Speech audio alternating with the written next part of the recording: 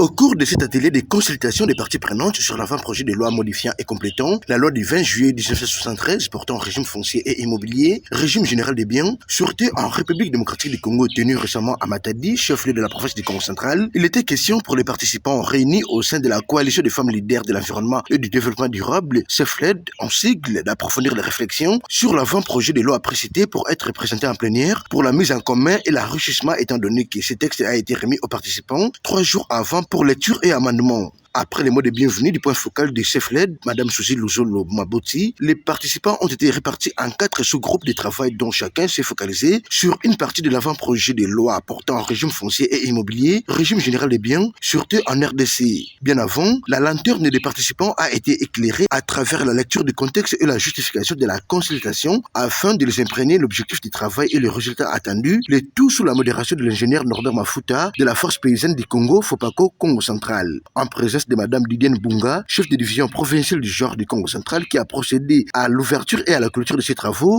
Les points focaux du CEFLED, Mme Suzy Luzolo Maboti, a remercié les participants tout en admirant leur dévouement et leur implication qui a valu le résultat comme contribution à la consultation nationale du Congo central sans lequel cette province resterait en marche.